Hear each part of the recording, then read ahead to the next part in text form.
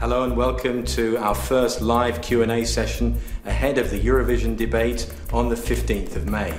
We're at the Green headquarters in Brussels and I'm joined by Keller, the leading Green candidate for President of the European Commission.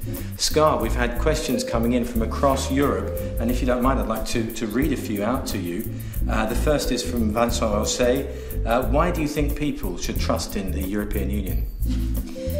Well, what I was trying to explain to Vincent, my answer is that it's important to have the European Union as a level where you do politics, because it's important to tackle the issues at the right level. For instance, climate change, you just can't tackle at the local level. So for that, we need to make sure we have a properly functioning European level. But it's a question also of which majorities we have at the European level. So it's a matter of whether we can actually do good politics at the European Union. That's why we need to change. That's why we Greens want to change Europe and make it better, make it greener. But it's not so much a matter of a blind trust, not at all. It's a question of trusting it to take decisions, but also trusting it to take on your voice and your need for participation.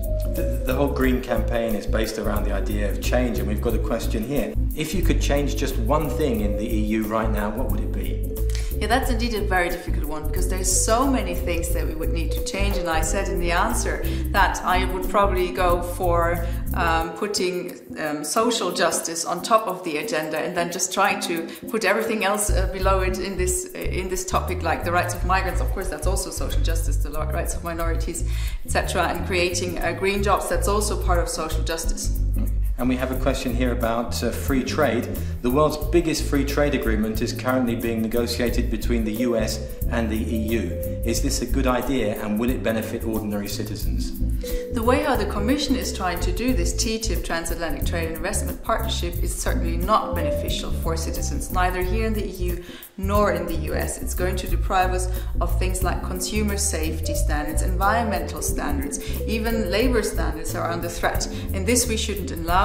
And even it's going to go that far that companies, investors might sue EU or national governments. And this we shouldn't allow, because we should have the space for doing policies that our citizens are demanding. So yes, we should do transatlantic trade, but we should do it in a fair way. We should do it in a good way, a way that benefits people, doesn't harm environment. But what we see being proposed by the Council and Commission is certainly not the way to go forward.